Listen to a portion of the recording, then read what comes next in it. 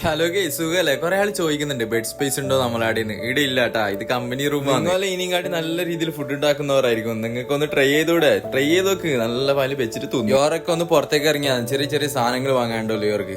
ഒരു ചെരുപ്പെല്ലാം വാങ്ങിയിട്ടുണ്ട്. ഏതായാലും അവിടുന്ന് നാസറിനെ കണ്ട്. നാസറിനാണെങ്കിൽ എന്ത് നാണോപ്പാ, പെണ്ണുങ്ങളെയും കാട്ടി നാണോ എനിക്ക് ക്യാമറ ഓൺ ആക്കിയിട്ട്. രാത്രിയിലേക്ക് തിന്നാനും ഷംനായിക്ക് നല്ല ചപ്പാത്തിയും സോസേജ് കറിയും ഉണ്ടാക്കിയിട്ടുണ്ട്. സോസേജ് കറി ഇടയ്ക്കിടയ്ക്ക് ഉണ്ടാക്കലുണ്ട് കേട്ടോ. ഇത് ഭയങ്കര ടേസ്റ്റാണ്. നല്ല മസാലയിലിട്ടിട്ട് പൊരിച്ചിട്ട് വേണം വെക്കാൻ. എന്തോ ഒരു പാങ്ങനെ. ഇവനാണെങ്കിൽ ഖദീജാന്റെ ബുക്കും വായിച്ചിട്ട് ഉറക്കത്തിലുള്ള ഖദീജ ഖദീജ എന്ന് വിളിക്കുന്നുണ്ട്. അള്ളാഹ്ക്കറി എന്തെന്ന് വായിച്ചിട്ട് നോക്കാം എന്തെന്നില്ല. രാവിലെ നേരെ പണിക്ക് പോയിട്ടാകുമ്പോ യോർക്കുണ്ട്. യോർക്കാണെങ്കിൽ ഈ മുദ്ര ഭയങ്കര മുദ്രയാണ്. യോർക്ക് ഇതേലു എല്ലാരും ഇങ്ങനെ ആക്കിക്കൊണ്ട് കൗത്തിലെല്ലാം കുറെ മാലയിലോട്ടിട്ടുണ്ട്. ഇന്നാണെങ്കിൽ യോമുൽ ജുമ പള്ളിക്കോണമല്ലപ്പാ. അപ്പൊ നിങ്ങൾ ചോദിക്കും ബാക്കി ദിവസം എന്താ പോക്കില്ലേന്ന്. ബാക്കി ദിവസം പോക്കുണ്ടിപ്പാ. ഉച്ചക്ക് ചോറയിക്കാനായിട്ട് നേരെ റൂമിലേക്ക് വന്ന് എന്തൊക്കെ തൊട്ട് കൂട്ടാൻ പാണോല്ലപ്പാ. ഹജ്മല് നല്ല ചമ്മന്തിയിലാക്കുന്നുണ്ട്. നെല്ലിക്കന്റെ വെള്ളം കാണുമ്പോഴേ വിചാരിച്ചിന് നല്ല പാല് കലക്കിട്ട് കുടിക്കണമെന്ന്. കുറച്ച് സോഡയും നാരങ്ങയും ഉപ്പെല്ലാം പീഞ്ഞിട്ട് കുടിക്കുമ്പോണ്ടല്ല മോനെ നല്ല മജ ഉണ്ടായിരുന്നു. മിനിയാന്ന് കുടിച്ചിന് ഞാൻ ഉണ്ടാക്കിയോണ്ട് നല്ല പാങ്ങുണ്ടായിന് വെള്ളം കുടിക്കാൻ.